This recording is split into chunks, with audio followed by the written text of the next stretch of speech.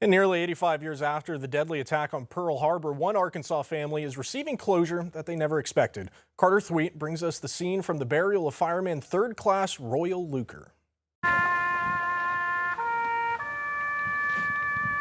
A military burial is always special. Lots of men and women, they do give that ultimate sacrifice. But some sacrifices happened longer ago than others. Well, this is honoring a Fireman third class who made the ultimate sacrifice 85 years ago. It had long been assumed that Royle Luker of Plainview, Arkansas had died that day at Pearl Harbor, but nobody knew for sure. I think like my grandmother and his mom, totally gave up on it. But not everyone did. The POW MIA Accountability Agency will never stop looking, and even though it's been 85 years, we'll continue to identify and bring every last sailor and soldier home. With Royle, they did just that, using advancements in DNA technology to identify him earlier this year. So finally, 85 years later, cars and American flags lined the streets as Fireman Luker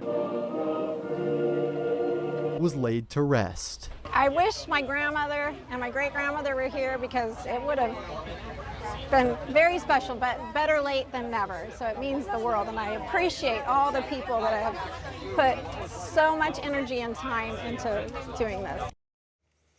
Again, that was Carter Thweet reporting. Now, efforts were made to honor Luker throughout the state today. The office of U.S. Senator Tom Cotton presented the family with flags and other artifacts, and Governor Sanders asked that all flags be flown half-mast throughout the day in his honor. We also got the chance to talk to Luker's grandson this week, who lives in Prairie Grove. John Luker told us he got a booklet from investigators that showcased how they were able to identify his grandpa's remains. He says he was surprised and grateful for the amount of work that went into the process.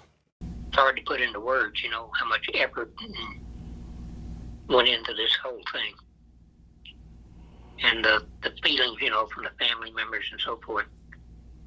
I'm getting and hearing the names of family people that I haven't heard, 40 years, 50 years.